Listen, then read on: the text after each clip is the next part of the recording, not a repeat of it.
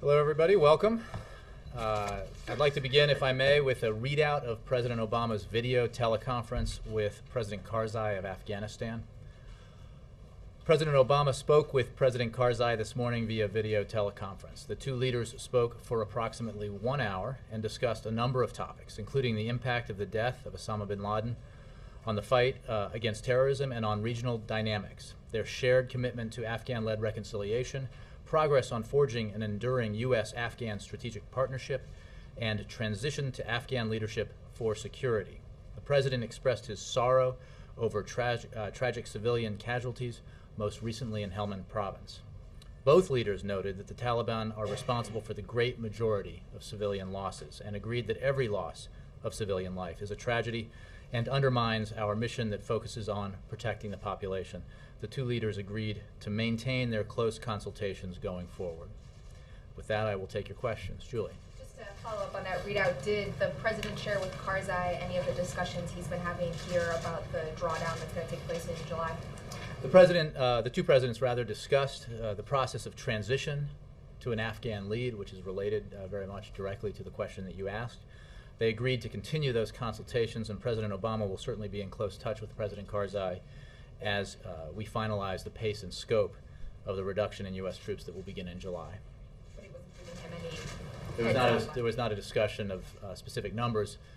As you know, and it remains the case, the President has not made a decision yet about the pace and scope. He's obviously going to be having discussions with his team in the coming days and weeks about that matter, and will make his decision soon, as he said the other day.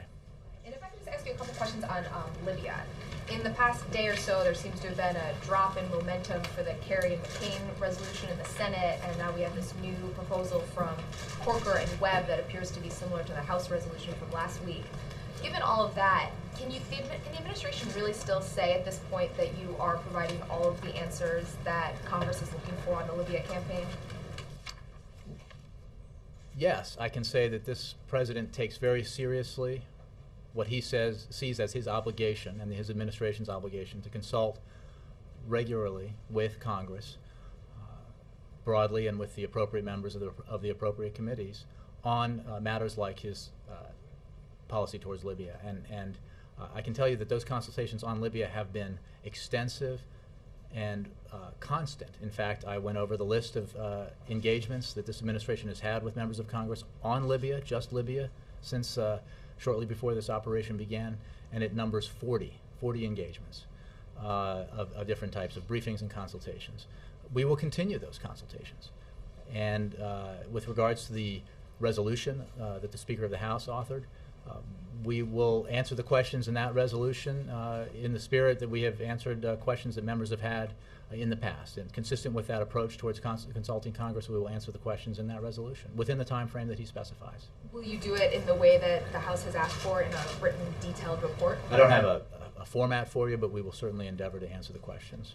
Do you think that the Corker and Webb proposal, would you also characterize that as being unhelpful and unnecessary? Well, if it's similar or precisely the same, then it would be our reaction to it would be the same. We have said from the beginning that we would support and appreciate expressions of support by Congress for the mission. I think that the goals that the President shares, the goals that the President has rather, with regard to Libya, are widely shared by members of Congress of both parties and both houses. And that is to allow the Libyan people to choose their own future, and with regard to the NATO mission, to protect civilians, enforce a no-fly zone, and enforce an arms embargo. Can I just switch topics quickly? Tim Kaine has called for Anthony Weiner to resign. What's the President's position? We have no comment on that story. Yes. Hey, welcome. Thank you. I wanted to ask what the White House reaction was to the OPEC meeting today, which broke up without a decision to raise production. Or had the U.S. been putting pressure on any member for an increase, and does it make it more likely that the U.S. will tap the Strategic Petroleum Reserve? Well, let me take those questions in order. The President, as you know, is very concerned about high energy prices, in particular the impact that energy prices have on prices at the gas pump, because Americans are struggling to make ends meet, and when prices go up at the pump, it affects everything they do because of their reliance on cars for transportation to and from work and other places. So as you've heard him talk about this a lot, and this is an issue that is very much on his mind, and he has taken a number of steps with regard to that, including directing the Attorney General to create a task force to look at potential cases of fraud and manipulation of the markets that could have a negative impact on consumers. He is looking at a lot of options. Oh, sorry, backing up to your middle question, this administration has been in regular contact with the IEA as well as oil-producing countries during this time of elevated energy prices. We believe that we are in a situation where supply is not meeting demand, and there are a variety of reasons for that, including disruption caused by the situation in Libya, which has removed 1.5 million barrels a day from the market. And so we've had those conversations within that context. As for the Strategic Petroleum Reserve, the President considers that an option.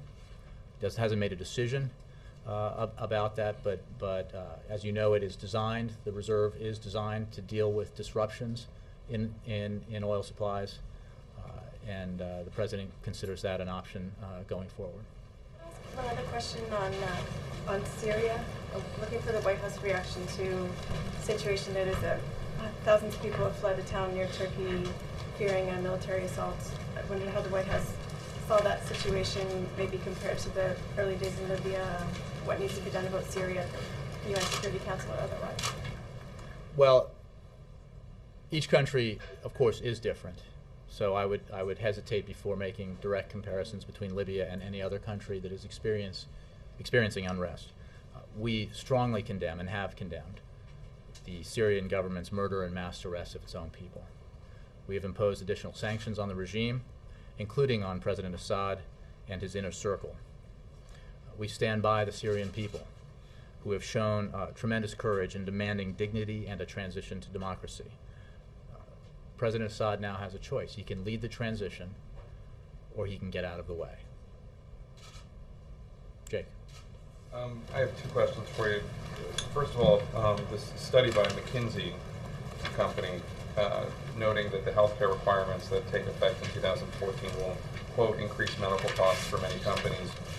And in their survey of 1,300 employers, they note that a significant percentage will definitely or probably drop coverage or pursue alternatives to employer-based insurance. And I'm wondering what the White House response is. Sure, we saw that report, and I can simply say that report is pretty starkly at odds with the experts from the Congressional Budget Office, the RAND Corporation, the Urban Institute, and it is also starkly at odds with history.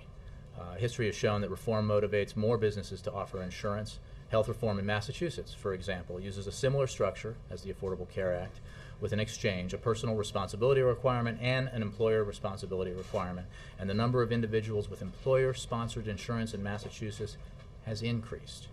We are confident the Affordable Care Act will strengthen our existing system, employer-based system, going forward. So we simply just disagree with those conclusions. The Bay State, home of my beloved Boston Red Sox. Totally different. Do you mind if I Let me continue with Jake. Yes, sir. Thanks. Do you take issue with the report's conclusion that the requirements of the law will increase medical costs for many companies? Is that something you take issue with? We believe that the Affordable Care Act will reduce costs overall. It is one of the reasons why the President pursued insurance reform, because he wanted to address the burden that costs were placing on individuals as well as businesses. So yes, we disagree with the conclusions of the report. Okay. And then in light of tomorrow's meeting with the President of Gabon, is it appropriate for President Obama to honor Ali Bongo with a White House visit, given the fact that the State Department recently reported that the country is home to widespread government corruption, and in light of an ongoing criminal investigation in France about the source of money to buy President Bongo's homes in France? Well, Jake, as you know, Gabon is holding the rotating presidency of the UN Security Council. It's an important position. Moreover, Gabon has voted in ways that we consider very helpful on issues like Cote d'Ivoire, Libya, and Iran.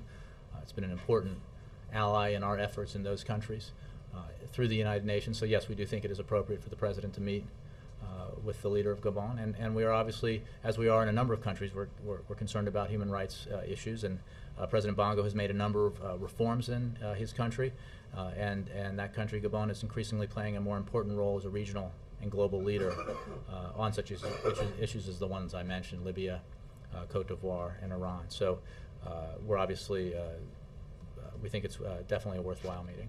There are a lot of people in that country who look at President Bongo as seriously corrupt, and he is going to be able to use this visit at the White House with President Obama as a way of building up his popular support. Well, look, I think that the President of the United States is meeting with the President, as he does with other heads of state, who have less than sterling, perhaps, records because of the. First of all, that the President of Gabon is making reform efforts, which we support. Secondly, as I said, Gabon has been an important partner in some of the issues that are very important in the American national security, U.S. security interests, and regarding Cote d'Ivoire, Libya, and Iran, and other issues. And it's very important for the President to have this meeting for that reason. Yeah. Jay, what is the President's reaction to this report from the Senate Foreign Relations Committee Democrats basically talking about inefficiency in the way aid is being spent in Afghanistan, and also saying that there's really a threat of a severe economic depression once U.S. troops are out? Mm-hmm. Well, we welcome the report, even though we do not endorse all of the conclusions of it. It's important to note that Afghanistan has made significant progress. And the presumption that our assistance has contributed little and that Afghanistan has made no progress is just simply wrong, and we disagree with that. As President Obama noted earlier this week, we've broken the Taliban's momentum. We are training Afghan forces, and with the goal of turning over security lead to the Afghan forces between the drawdown that begins in July 2011 and 2014. Civilian assistance is important, but it represents a small proportion of the overall costs of our mission in Afghanistan. But it is an essential component of our critical national security strategy in Afghanistan. And remember, if the goal here is to transition more and more responsibility to the Afghans and the Afghan security forces, it's important that the civilian assistance part of this be effective so that it builds capacity that allows us to do just that. And on sustainability, we agree that that's an issue. That's why so many of our efforts are focused on building institutions so that Afghans can sustain the progress that has been made over these last several years.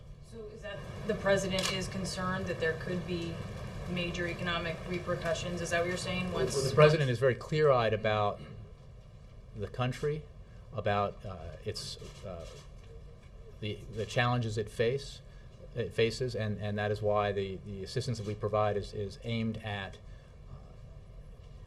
improving the chances that Afghanistan can sustain itself as we begin to draw down our forces and transition the lead to Afghan security. I guess my question is, if the White House doesn't see eye to eye with all of the findings of the report, then which findings is there disagreement on?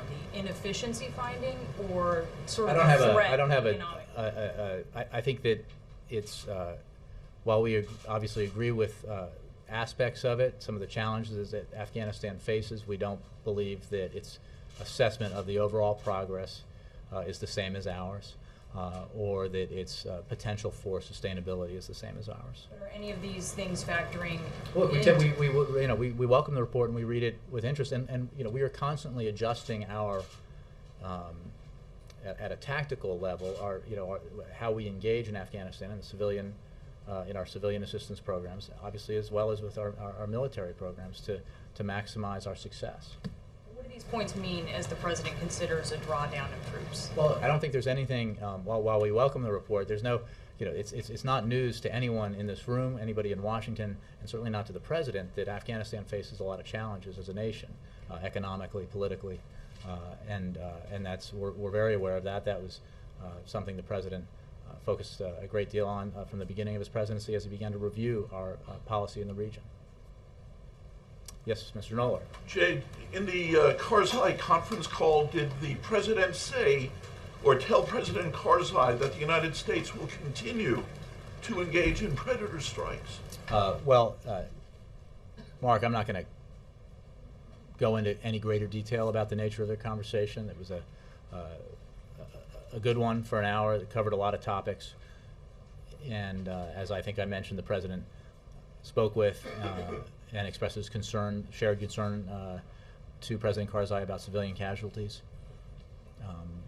But as you know, as I've said in the past, and certainly others from the Pentagon and elsewhere have said, you know, our mission in the region is to our number one goal is to disrupt, dismantle, and ultimately defeat Al Qaeda, and we are prosecuting that mission. Are you able to say if President Karzai asked the president not to stop all the predator strikes? I am not able to characterize the conversation further. And on Libya, Senator Lugar in an op-ed piece a couple of days ago said consultations with Congress are not enough. He said the president needs to ask Congress to specifically authorize U.S. military engagement in Libya. What does the president say to that? Well, the president says, through me, and would have said yesterday if he were asked this question, that he believes that he is acting, that his actions have been consistent with the War Powers Resolution, and furthermore that the consultations are very important, and we have been in extensive consultations with Congress about our mission in Libya, the goals of which we believe are widely shared by Republicans and Democrats and House members and senators. Does that mean he will not seek specific congressional authorization? Well, again, I think we've said that we support and would welcome expressions of support from Congress, similar to the resolution put forward by Senators McCain and Kerry and other Republicans and Democrats. But I don't have anything more to say on that beyond that. Jay, two more polls today by Fox and Gallup showed widespread disapproval of the president's handling of the economy by almost 2-to-1 margin. One yesterday by Washington Post and ABC indicated most people don't even believe the economic recovery has begun. How do you explain this? I think I explain it by saying that we are still struggling to emerge out of the worst recession since the Great Depression. A jobs hole of 8 million, tremendous loss of jobs. We have, over the past 15 months, created more than 2.1 private sector jobs. That's an enormous amount, but it is not nearly enough, and the president is aware of that. And obviously, if you're an American who is still struggling with the reality that was true for the decade prior to this president getting here, certainly 8 years prior, where middle-class incomes had stagnated and in some ways reversed, even as upper incomes expanded dramatically. So you've been experiencing that squeeze for a long time, and maybe you have a job, fortunately, but you're being hit by higher energy prices. You're worried about your mortgage. You're worried about sending your child or children to college. You don't feel like the economy is strong enough. You may not feel all that great about the economy, even if you do have a job, which obviously is the most important thing. So we understand, and the president understands, and focuses on this precisely because he will not rest and will not be satisfied until every American who's looking for a job can get one. And that's the number one priority of his presidency. And he's continues to be focused on it. That's why he held the event that he had today at Northern Virginia Community College, which was all about making sure that the training and education that Americans are getting can match up with the kinds of jobs that manufacturers in the United States are looking to fill. And it's his number one priority. Senator Barrasso said today that government regulations and debt are like putting on the emergency brake to the economy. Do you disagree? Well, I certainly think that, as the president does, the that we need to get our fiscal house in order. We need to reduce our deficits and our debt, and we need to do it in a balanced way. We certainly think that the $10 trillion debt that he inherited is a drag on the economy, including as a significant portion of the debt that we have now. A debt incurred in part by two substantial tax cuts that went disproportionately to wealthy Americans that were unpaid for, 2 wars that were put on a credit card. So yes, we're concerned about it. This president's very concerned about it. You have to remember, however, that when he came to office, we were in an economic free fall. And we had to take dramatic action in order to prevent the Great Recession from becoming the second Great Depression. We did that. And we have experienced positive economic growth for the last 7 quarters. We have experienced significant private sector job growth for the past 15 months. We are headed in the right direction. And we need to continue to do things like invest in those areas of the economy that have the greatest potential for growth and job creation. We need to get our fiscal house in order, and we need to do it in a balanced way, including, for example, deciding that, going back to the question about gas prices, that the $4 billion that we spend subsidizing the oil industry could be better spent elsewhere, like investing in clean energy technology. Did Austin Goolsbee leave because of policy differences? Absolutely not. Austin Goolsbee left because he needed to return to Chicago. He has a young family. He has a tenured job at the university there, and he's a very close advisor to the president, a friend of the president, and he will continue to advise the president from the outside, and I'm sure will assist with the campaign. Final question. David Axelrod, Robert Gibbs, Anita Dunn, all here today. Are you focusing The on Auburn message? football team is here as well. Yes, well, that explains Robert. Does that explain Anita Dunn? Well, Anita lives in Washington. I think so. I think and her husband works here. So I don't know particular beyond Robert's presence here to celebrate the national championship of his beloved football team. Beyond that, I don't know specifically what those meetings might be, but obviously there's ample reason. Involved in those meetings? I was not involved in. Again, I don't know that there are any meetings. I mean, for all I know, Axe is here having lunch with somebody. But. The president says he doesn't expect to be a double-dip recession. The chairman of the Federal Reserve yesterday discouraged the notion, or at least it was interpreted as discouraged the notion of a QE3 or any other further monetary easing, as if there was room to do that. There's a perception today that there's sort of a stand-pat attitude on the economy coming from Washington. You would dispute that perception? Well, I would. I think, again, that whether it's free trade agreements or making permanent the R&D tax credit, which the president supports, and then taking the serious approach that the president has taken towards deficit reduction in these very important meetings and negotiations being led by the vice president, which resume again tomorrow. There's a lot of activity here driven by the desire to continue to grow the economy and continue to create jobs. Again, the president is focused on this as his highest priority. OPEC, again, going back to OPEC, their inability to come to an agreement on raising output. The president cites among the headwinds of the economy high gas prices. Absolutely. How big of a concern is their lack of agreement? Well, I think I answered this question. We are in regular consultation with the IEA as well as with oil-producing states.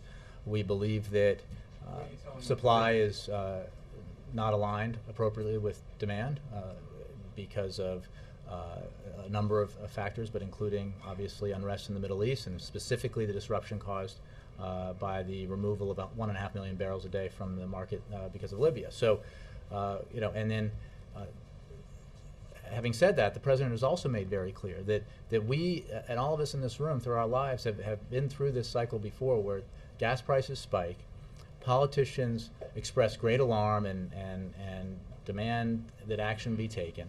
Gas prices go back down and nothing happens because this is a long-term problem that requires a long-term solution, and that is the approach the president has taken, which is why he has taken measures to increase domestic oil production, why he has passed the significant car rule, which will ensure that more fuel-efficient cars are rolling off the assembly line and populating the highways and streets of our country.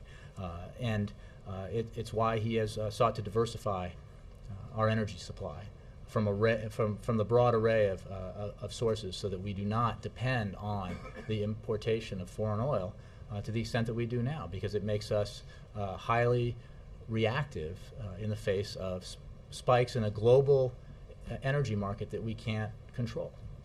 Just a final question. Yesterday, former Governor Pawlenty unveiled his economic plan. 5% growth he wants annually. I'm sure everybody would be happy with that. But he also wants to raise the Social Security retirement age. What is the President's position on raising the Social Security? Well, look, I think the President said in his State of the Union address, and I don't have anything more than that, that obviously we need to look at ways to strengthen Social Security. I don't have any specifics for you. Without slashing benefits. And with regards to 5% growth, we couldn't agree more. That would be very beneficial to the economy. We think providing expansive tax cuts to the wealthy, which we did in the last term and added tremendously to our debt, and resulted in this president inheriting a massive deficit in debt in 2009. Probably not the best approach. On the Consumer Financial Protection Bureau, is the President any closer to naming a director? And can you comment on the Bloomberg reports of Raj? The Bloomberg reports, this was of a named candidate. Well, I'm not going to comment on media speculation about who may not be under consideration. The President's looking at a broad array of potential candidates. He does hope to fill that post relatively soon, but I don't have just relatively soon. I don't have any more on that for you.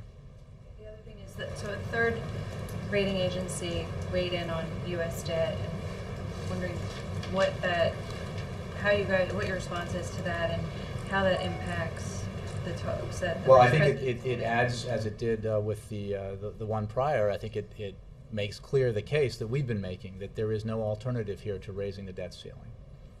This is not about additional spending. This is about honoring the obligations that the United States government has made, and the consequences of not raising the debt ceiling, as some of these rating agencies have suggested, would be severe. The validators for that opinion are numerous and come from a variety of political and non-political backgrounds. It is simply incontestable that we need to do this, and we think that Congress will do it because they recognize the urgency and significance of this vote. What is the President's feeling about that? I mean, there have been some calls for him to get a little bit more involved. Do things like this make him feel like perhaps it is time for him to get closer to the negotiating table, to get a little... The President appointed his Vice President, who, by the way, has some experience with these kinds of things, to oversee negotiations. It's the President's initiative to call people to the table. Participants in those negotiations, appointed by the leaders of Congress, including the Speaker of the House, Senate Minority Leader, Senate Majority Leader, House Minority Leader, have been making progress. So, do we think that, do we share the desire that those talks produce in a relatively short period of time a positive result? Absolutely, and that's why the President put the Vice President in charge of them. And he engages on this issue daily, and I'm sure he will engage in it in terms of conversations with leaders and members as time progresses. But it is a demonstration of the seriousness with which he takes this issue that he asked the Vice President to lead these negotiations. And just quickly on Afghanistan, the other day you said he had not received a recommendation from commanders. Has that changed? Mm-hmm. No, that hasn't changed, and he looks forward to discussing with General Petraeus, with Secretary of Gates, with his entire national security team, his thinking about the variety of options that he will consider in terms of the pace and slope of the drawdown. But there is no formal recommendation or recommendations at this point. Yeah. When will he do that? When, is he planning some form? Well, I'll quote him in saying that he plans to make that decision soon. In terms of meeting with them, do you have anything on? I think that you can. I think it's important, first of all, to step back and remember that as part of the process that he put in place with his strategy announced in December of 2009, he has been engaged in this issue at great depth with regular monthly meetings that he chairs on Afghanistan and Pakistan, the AFPAC policy, with weekly meetings with Secretary Clinton and Secretary Gates, where Afghanistan is a frequent topic of conversation and discussion. As you know, the National Security Staff did a comprehensive review in December of our policy, and obviously we consult with ISAF allies on this. So this is a process that isn't going to begin tomorrow. It began a long time ago. Right. It's an ongoing Does he process. plan to bring all of them to the table? I don't have a format for you, but he will be consulting with Secretary Gates, with General Petraeus, with the rest of his national security team, Secretary Clinton, Vice President Biden, and others about this decision, and review the options that he has, and make a decision relatively soon, as he said yesterday, I think. And on the economy, Jay, what led him yesterday to warn against panic and overreacting? To what extent is he concerned that that's happening, or I think the way I would answer that is to make a point that Austin Goolsbee made the other day, which is that when we had very strong jobs reports for 3 straight months, in at least 2 of those cases much higher than expectations, we did not pop the champagne corks or celebrate here. And we also think, while the jobs report that came most recently was under expectations and disappointing, it is important to look at the long-term trend. And the long-term trend remains positive. And the outside forecasters for economic growth in the remainder of this year remain positive. There's a lot of reason to believe and ample evidence to suggest that this economy is growing, will continue to grow, and will continue to create jobs. Never fast enough, and not enough job creation as far as this president is concerned, until every American who's looking for a job can get one. But I think the point he was making is that we need to look at the long-term trends here, and not just one day or 1 week's series of economic data. does he sense panic, overreacting? No, he doesn't. I think his point was just the opposite, that we have faced some headwinds. Some of them hopefully were temporary, like the impact of the tsunami and earthquake in Japan, and the impact that had on supply chains. But the fact is that we have continued to grow. We believe we will continue to grow, and we will continue to create jobs, private sector jobs, which is the private sector is the engine of job creation, and that's positive, and we need to remember that, even as we acknowledge that much more work needs to be done. Yes. With the unemployment rate expected to be above 8.5% for several months, what other tools is the president considering? Well, look, there are a variety of things that we need to remember about what's already happening in terms of the payroll tax cut, the extension of the middle class tax cut. That's putting money in people's pockets and is helpful in terms of promoting economic growth. There are measures like the president talked about today in terms of matching these private public ventures that match vocational and educational goals with employers who are looking for specific types of employees and to hire them. That's a positive. And then we need to, the president talked a lot about the need to extend the R&D tax credit, because this is an area of significant potential economic growth and job creation. Free trade agreements, the 3 free trade agreements that could create or support 70,000 jobs. It's very important that we continue to work on those and get those done. The president's focused on this constantly, and the fact is, the policies that he's pursued and is pursuing have reversed the catastrophic economic decline we were in when we came in 2009, and have led to 7 straight periods of quarters of growth and 15 months of private sector job creation. And we need to keep our nose to the grindstone and keep working hard to continue that growth and continue that job creation. Well, because there hasn't been a lot of improvement in the past couple months, is there something new on the table? Is there another stimulus that he's looking at? Or I mean, first of all, some of those things that I just mentioned are new. They have not been acted on and need to be acted on. Secondly, we believe, done properly, an agreement to substantially reduce our deficit in a balanced way that will not harm economic growth will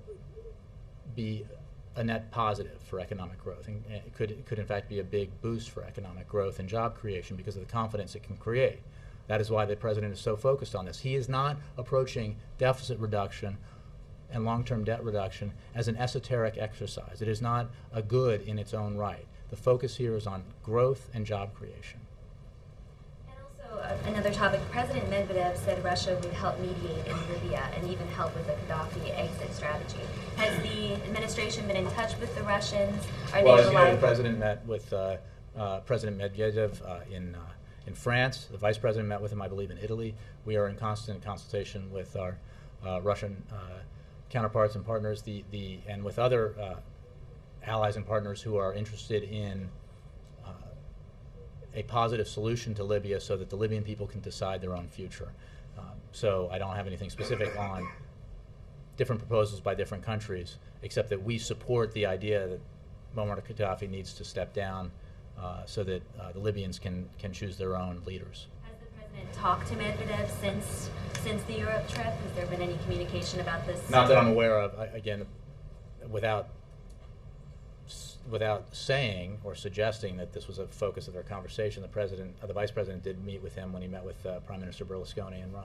But did it come up in their conversation? I don't have a readout of that conversation. And finally, is the president going to Russia this year? Any plans to? I don't have any travel announcements to make. All right. What's the deadline for commanders to get the recommendation of the president on the act? There is no deadline. The transition will begin in July of 2011. The drawdown, rather, the transition has already begun. The drawdown will begin in July 2011. I mean, you heard it from the best source possible. The president said he would make that decision soon. But he hasn't said, give me at least a week before July to think about it. Well, first of all, July has 31 days in it. Secondly, soon is pretty soon. I mean, soon is, spoken by the commander-in-chief. I think, you can expect that to be soon. He said yesterday that he spoke with Germany about taking an active role in a post-Gaddafi Libya. What other plans is the U.S. making for what happens in Libya after a Gaddafi departure? Well, I think it's a part of wise planning to consider the future that we hope to help bring about with the very varied actions that we have taken, both diplomatically, economically, unilaterally, multilaterally, and as well as militarily through the NATO mission. So yes, we are consulting with our allies, with the contact group that has been stood up to look at this issue, consulting with and talking with the Transitional Council about Libya's future. But beyond that, I don't have specifics about how that, how that will unfold once Gaddafi leaves. I mean, if he were to leave in the next 10 minutes, is there a whole list of things that immediately click into place?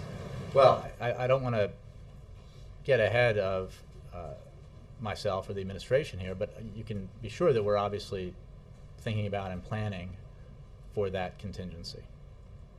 Yes. Back to the Senate Foreign Relations Committee report. It's being read in some quarters as a fairly, as a very critical assessment of being read that way in one newspaper, I think. Yeah. Counterinsurgency policy. And I'm wondering if it's raising new questions about that policy that was adopted back in 2009. I know you've said a number of times what they're talking about now is not new policy, but in the pace of drawdown, that's a recalibration of that policy. In other words, the faster you get small, the more counterterrorism you get, the less counterinsurgency you get. First, is the White House reading it that way, as an indictment of counterinsurgency policy, and then the maximalist approach that was favored by General McChrystal and General Petraeus? Well, no, and again, I think we welcome the report, even though we disagree with some of its conclusions. First, second, I think you've fallen back on a shorthand that, and you and I have had this discussion offline a number of times, that I just simply don't agree with, because I don't think it represents the consultations and review that the president undertook with his AFPAC policy, and certainly doesn't represent the outcome. This was never a binary choice between counterterrorism and counterinsurgency.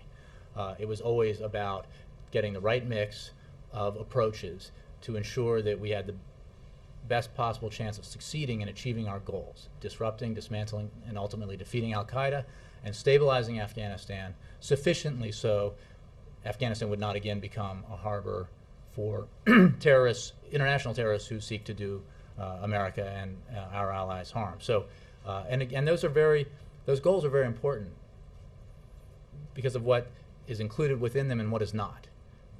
And the policy the president chose and has been implementing since December of 2009 is not, you cannot describe it or thumbnail it by calling it counterinsurgency or counterterrorism. And there are a lot of different elements that are part of it that were specifically decided on because of the president's belief that they would maximize the chances of success.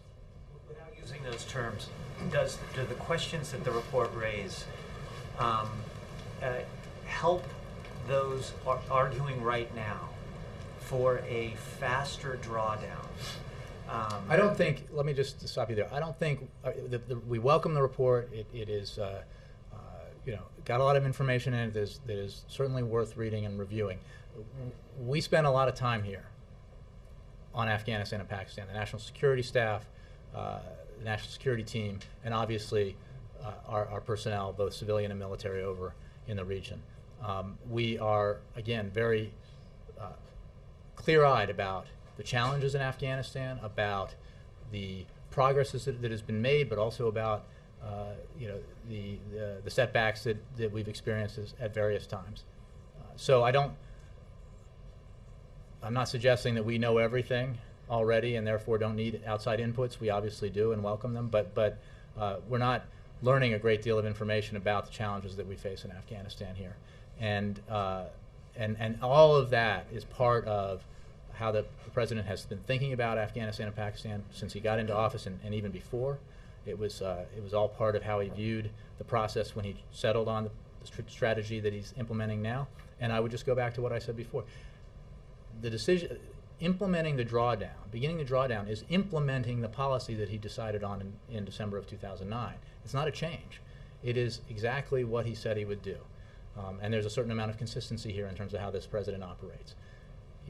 He said what he would do, and he's doing what he said, very deliberately with his eye on a long-term goal here. And that's what this process is about. Yeah. Jay, can I come back to Syria? There's a UN resolution that the British and the French have proposed today condemning the regime for the crackdown. Will America vote for that? Do we agree with the British and the French that Bashar Assad is now losing, present tense is what they said, losing his legitimacy? And I guess I still like a feel for what we think is going on there. There's reports of troops and tanks heading for this. Well, we're obviously aware of all the reports, and sometimes the information, depending on the region of the country, can be hard to come by or hard to verify. But I think I put it pretty starkly. President Assad can either lead this transition that has to happen, or he has to step aside. And I think how we view this is pretty clearly stated in that sentence. So. I don't know. I don't have a position to give you on the resolution that you mentioned. I think the fact that we have strongly condemned what the Syrian regime has been doing, the murders and the arrests of its own people, speaks pretty clearly about our position, and the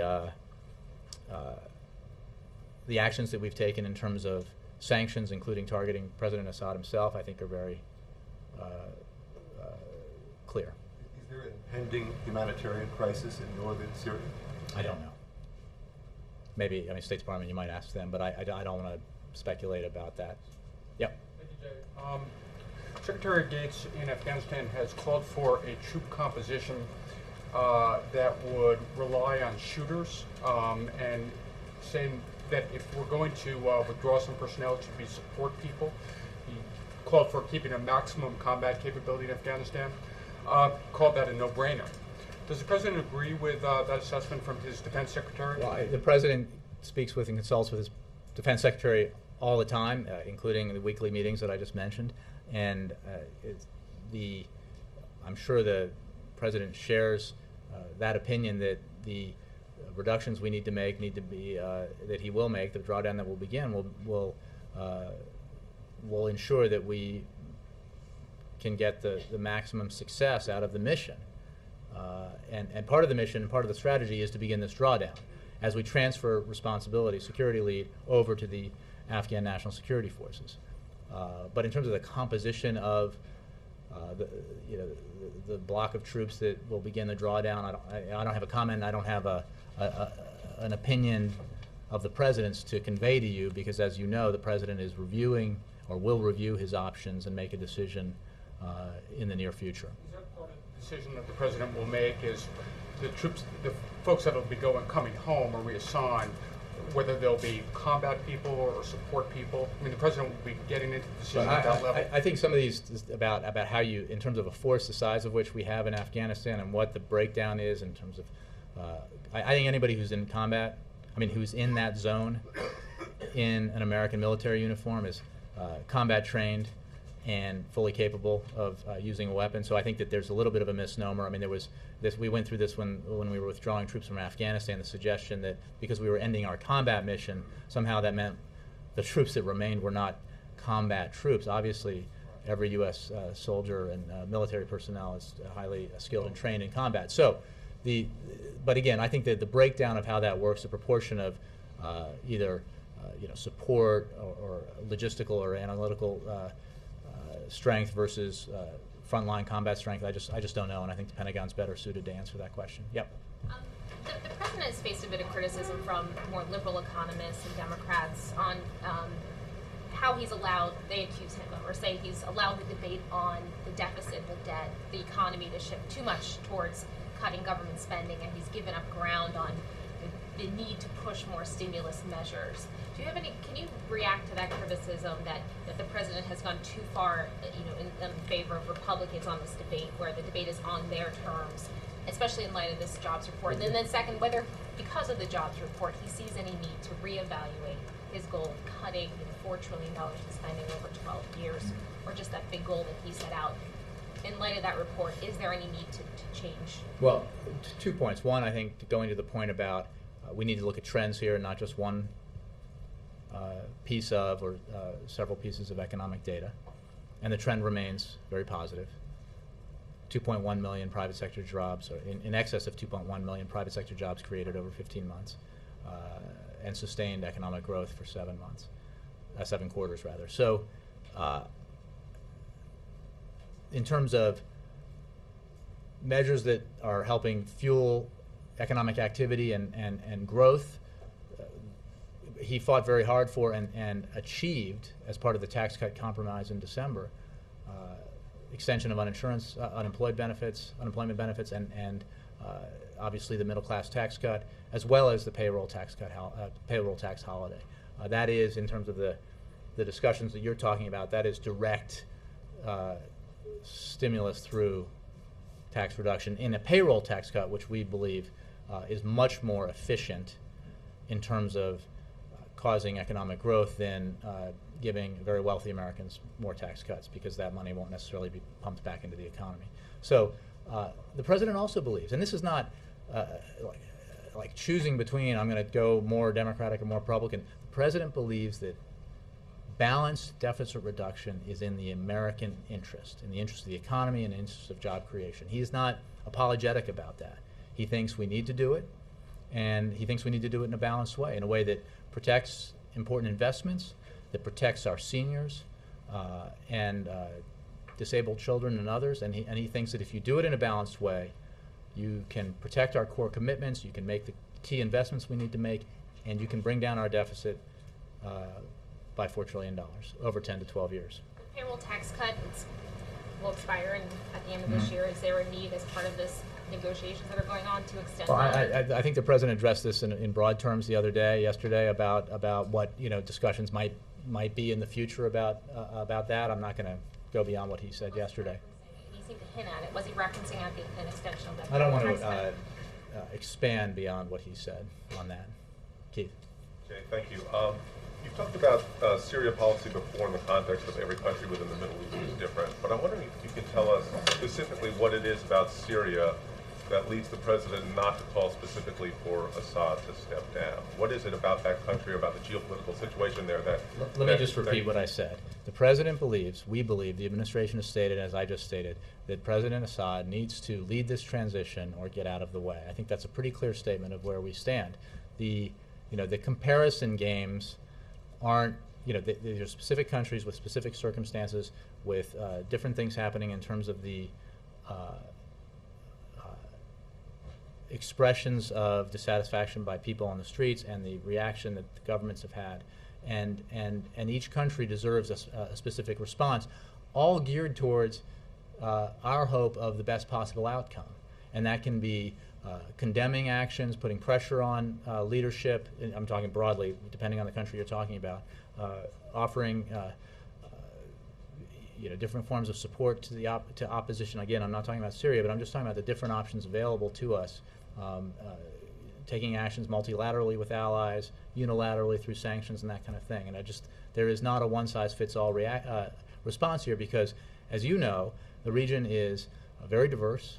The nature of the regimes and the countries is extremely varied, and we have to take that into account as we develop policy with regard to each country. As you know, I think what I'm trying to get at is, what is there specifically about Syria that leads to this particular policy? Is there some concern of destability within the region? We're pursuing an approach towards Syria which we hope will help lead to a positive outcome, which is either the current regime changing its behavior dramatically and engaging in political dialogue, ceasing the violence and leading the transition, or in that transition taking place under different circumstances. And that's the approach we're taking. Just very lastly, on that, there'd be a lot of people who'd be skeptical that someone, he's just killed, more than 1,000 of his own people, can do that kind of transition, can have that negotiations. Why does the White House think that he can sort of suddenly change and start acting like that? We'll see. Thanks, Jay.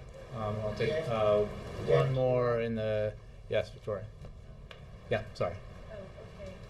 You said the president yesterday spoke broadly about payroll taxes and manufacturing incentives, but right after saying that, he also said he was interested in exploring with Congress the continuation of some of these policies. Well, what I just said is that I think I'll let the president's words stand. I don't have anything to add to that.